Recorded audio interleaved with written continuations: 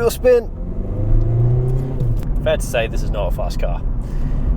Alrighty, let's get going and give this, turn the wipers on, a little test drive. Now, a few little facts about this. Now, we are driving the 1.6 diesel, turbo diesel, and it produces a whopping 95 horsepower, but more than that, it's a diesel, so we've got lots of torque, and it's pretty, it's pretty,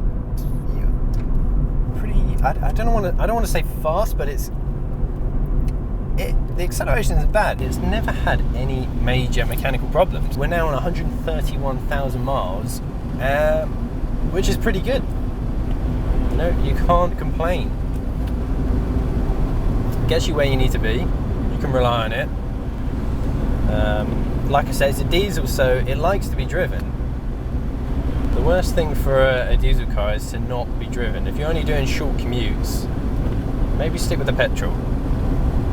But if your commute is a good half hour every day, that's perfect. Now, if you're buying a diesel Ford Fiesta at around this mileage or above 100,000, they say the timing belt needs to be replaced at 125,000 miles, and on petrols it's 100,000. So just something to look out for, maybe if you're in the market for one. That's just something to keep in mind. If you can find one that's had the timing belt replaced, then you're probably sweet, because it's going to last another 125,000 miles. I mean, with regular servicing, that obviously helps a lot, and this car's had regular servicing. And especially with diesels, it's particularly important because you get all that carbon build-up, and the oil also absorbs some of that carbon build-up, and so doing your regular oil changes is definitely going to help preserve all the moving parts and just the inside of the engine, because diesels obviously they get clogged up with carbon pretty easily, and if you start getting EGR problems, it is a bit of a messy job having to go in and pull it all apart just to clean out the inside of the engine, which could be, for the most part, avoided with just some regular servicing and good lengthy drives. Now, in terms of comfort, it's actually pretty. These seats are pretty comfortable. They're good. The seating position is nice because you're up fairly a nice height, I suppose you could say, like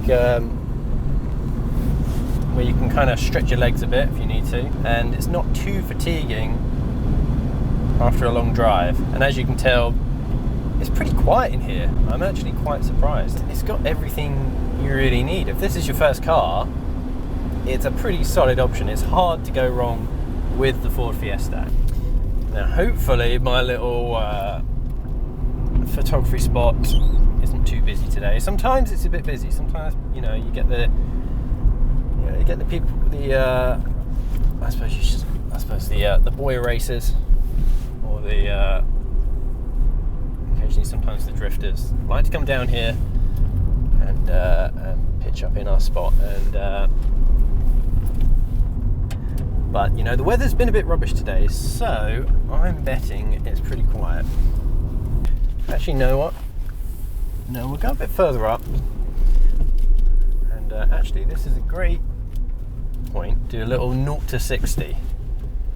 Okay, build up the revs, and we're off.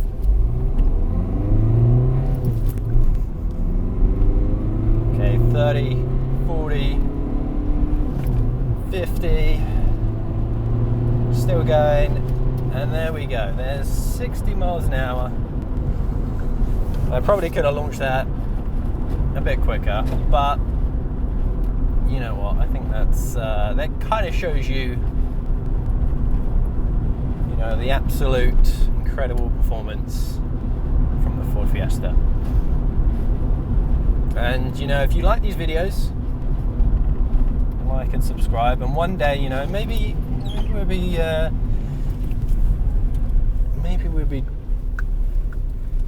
we'll be reviewing some, you know, some cars that maybe aren't quite as nice, maybe some Lamborghinis, you know, not quite as nice as the Fiesta, but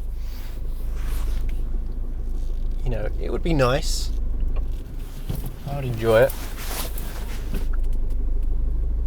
Let's get a nice. The puddle doesn't help. And the puddle's not ideal.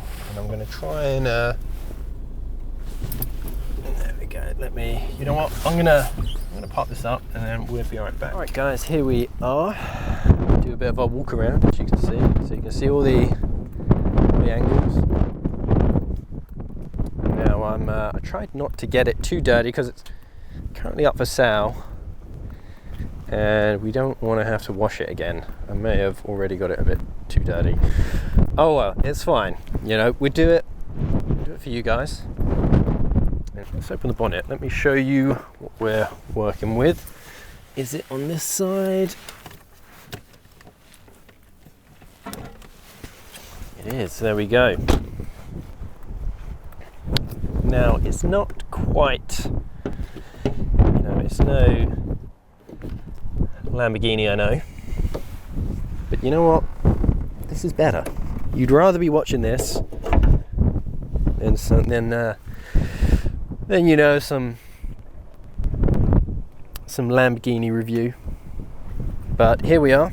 You know, I don't know what else to say. It's a 1.6 diesel. You know, if you care about the economy, then, and you want to save some money, tax is only £20. That's pretty good. Okay, guys, and that's what I'll do now is I'll take you through a little interior view. So you've got your steering wheel here, your handbrake, your gear stick, your radio. There's not much to say. It's a radio, glove box, air conditioning. You know, it's you've got heated front windscreen and heated back. You know, it's that's always nice to have, especially here. I think we're expected to have a lot of ice pretty soon, and heated front windscreen is very nice. Also, you can't see it. Well, maybe you can if I get down low. You even got some nice interior lighting, which is fancy. You know, you usually only get that on like Mercedes and whatnot. And is that a bit of cornetto? That might be. Don't tell anyone. But let's have a look in the back. In the back, as you can see, it's good, you know. It's actually, again, surprisingly comfortable. I mean, I'm 6'2", and you know what? I could probably do with. Actually, no. You know what? I fit. I've got enough headroom. I could do a fairly. You know, you got 4 6-foot people in here. You're actually all right.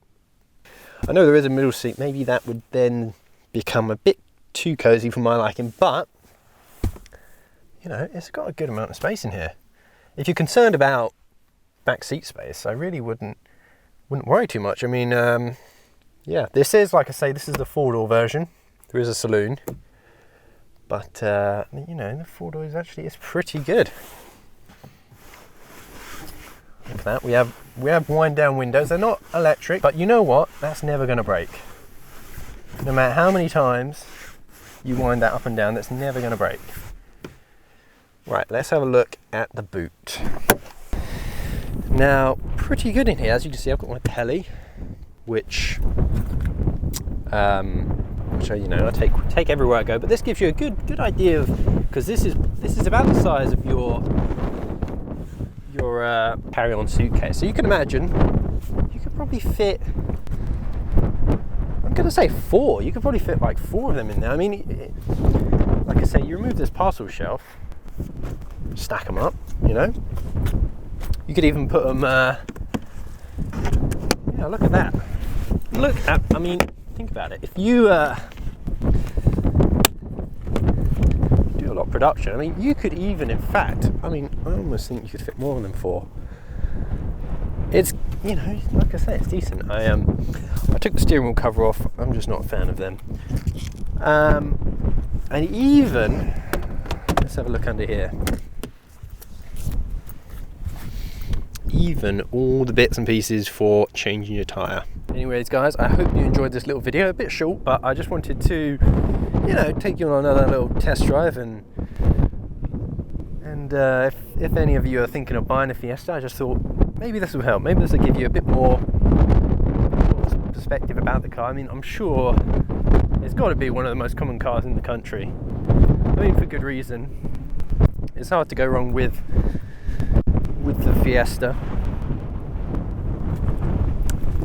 But I just thought I'd make this little video, just a little another living with series, just to give you a you know, a long-term perspective of what this car's like to own. But anyways, I'll see you next time, whenever that will be, and let me know in the comments if, you know, if there's anything else, any ways I can improve these videos for you. Maybe less of this POV style, maybe, I don't know, maybe you want to see my face, I don't know, but let me know in the comments, and I'll see you next time.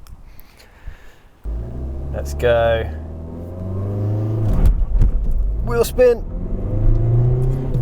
into second. Come on, into third, and 60.